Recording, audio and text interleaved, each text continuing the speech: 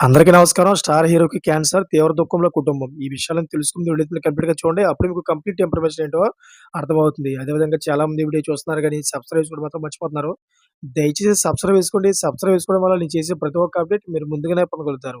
అదేవిధంగా చాలామంది లైక్ చేయడం మర్చిపోతున్నారు. దయచేసి లైక్ చేయండి. లైక్ చేయడం వల్ల ఈ ఇన్ఫర్మేషన్ మనం చాలా మందికి రీచ్ అయ్యేవాళ్ళం అవుతాం. ఇంక లేట్ చేయకుండా వీడియోలోకెళ్ళిపోదాం.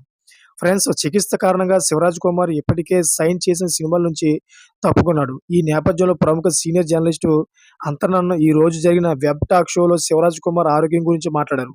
ఇందులో ఆయన మాట్లాడుతూ సినీ పరిశ్రమలో దివంగత కన్నడ సూపర్ స్టార్ రాజ్ కుమార్ తనయుడు శివరాజ్ కుమార్ గురించి అందరూ మాట్లాడుకోవడం ఆశ్చర్యంగా ఉంది. ఈ కాలంలో ఆయన గొప్ప నటన అని మనల్ని ఆశ్చర్యానికి గురిచేస్తుంది. అదేవిధంగా తండ్రి రాజ్ కుమార్ చనిపోవడంతో ఆస్తి సమానంగా పంచారు. అప్పుడు నాన్న సంపాదించిన ఆస్తిలో నాకు వాటా అక్కర్లేదు.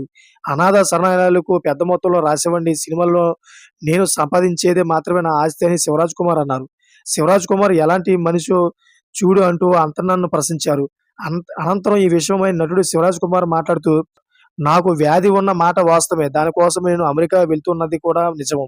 కానీ అది క్యాన్సర్ కాదు. వ్యాధి ఇంకా కనుగొనబడలేదు. కాబట్టి అభిమానులు చింతించకండి. నేను క్షేమంగా ఇండియాకి తిరిగి వస్తానని చెప్పాడు. చూసారు ఫ్రెండ్స్, ఇటువంటి లేటెస్ట్ అప్డేట్స్ కోసం ఛానెల్ సబ్స్క్రైబ్ చేసుకోండి. గంట పైన ఆల్‌లో పెట్టుకోండి. నేను చేసే ప్రతి ఒక్క అప్డేట్ మీరు ముందుగానే పొందగలుగుతారు. Thank for watching friends.